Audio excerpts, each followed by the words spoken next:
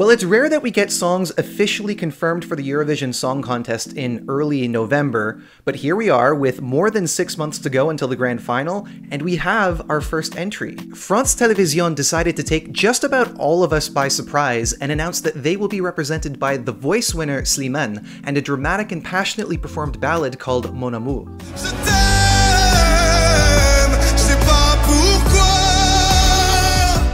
Now, as much as this announcement seems to have come from nowhere, Slimane definitely hasn't. Before winning The Voice, he was on a number of talent shows in France. He also has 4 #1 albums and a few dozen singles that have charted in France, Belgium, and Switzerland, so he's clearly not a stranger to the music scene and definitely has quite a bit of television experience under his belt already. In this live debut of the song, unsurprisingly, it's the vocal performance that is front and center. From start to finish, he sings powerfully and confidently and ramps up to this big finale. So not only has France come to the party way earlier than expected, but they seem to want to make it clear that they are not playing around. They've chosen a performer with a lot of promise. Now obviously the performance is just one aspect of the complete package, definitely an important one, but one that is just as important is the song itself. Well, so far it seems like the overall impression is positive, just not necessarily overwhelmingly positive.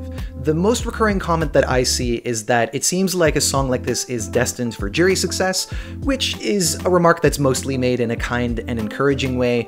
For people who feel like the juries ruin Eurovision, they might be implying that they feel like the song is, boring, not worthy of the contest, but still destined to do well. It's just how these conversations go. But yes, it's definitely the kind of song with jury appeal. It's bold and dramatic without being in your face. And it's trying to appeal to people on a sentimental level, which we need at Eurovision, despite what some of those fans may say. From my point of view, I think there are a number of strengths in the song. I think the melody in the chorus in particular develops really nicely, and every time that we get to a new chorus, Slimane is using the full versatility of his voice to add variety and add to the intensity of the song. Now, some people have suggested that the lyrics are a bit simple and cliché, and although I'm a non-speaker of French, I feel like there's a number of phrases here that many people would recognize regardless of how well they know the language, so perhaps there's something to be said there. But what I always say when it comes to cliches of any kind is that it's not their existence that's the problem, it's how they're used. And so even if he's saying things like,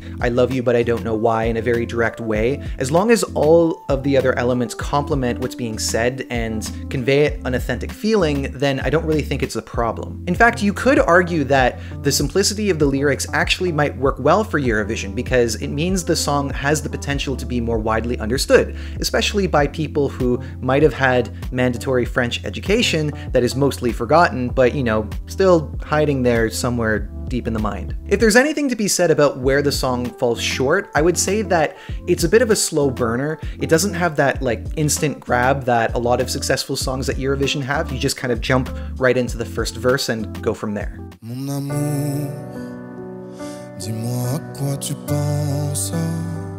Now with that said, this might just be how the single version is. It's possible that they might, make some tweaks for the Eurovision version that could compensate for that lack of immediacy. Now, does it need to be changed? I don't really think so. I think what they have is solid. No, it doesn't sound like a very likely winner, but it also doesn't have to. And I think that trying to make changes only in the interest of making the song more competitive or more likely to win, you might end up losing some of the magic that's already there. The more crucial area, in my opinion, is going to be staging. With ballads, it's especially important to strike the perfect balance between highlighting the performer and including other elements. If you do too much, you risk creating distractions and losing the intimacy that the song needs. If you do too little, it might come across as boring and you might not really have much of a chance of getting any televote points. In this case, we already have an example of a live performance that is minimal and entirely focused on Slimane. He's also a fairly expressive singer, which means that he could occupy a lot of camera time and still engage the audience. If there is a secondary element in there, it should just act as an offset, kind of of like what we saw with Italy in this past year. The bulk of the performance was centered on Marco, and the acrobats in the background just made minor appearances here and there to add to the visual interest without breaking the focus. If they can strike that balance, then absolutely, this could get a pretty good result. Obviously, this is only our first entry and we have nothing else to compare it to, so you can't really say anything concretely other than the fact that this is a good place to start. Let me know in the comments what you think about France's entry this year, and if you're a French speaker, do you find the lyrics cliché? Do you think that this is a good representation of French music? I'd love to know what you have to say. And if you're new here, I would love for you to subscribe to the channel so that you can come back and talk to me about all the developments that we're going to be having for Malmö 2024. I've already got a few videos in the works and I'd love for you to be a part of those as well. But anyway, that's all for now. Thank you so much for watching and I hope to see you next time. À la prochaine.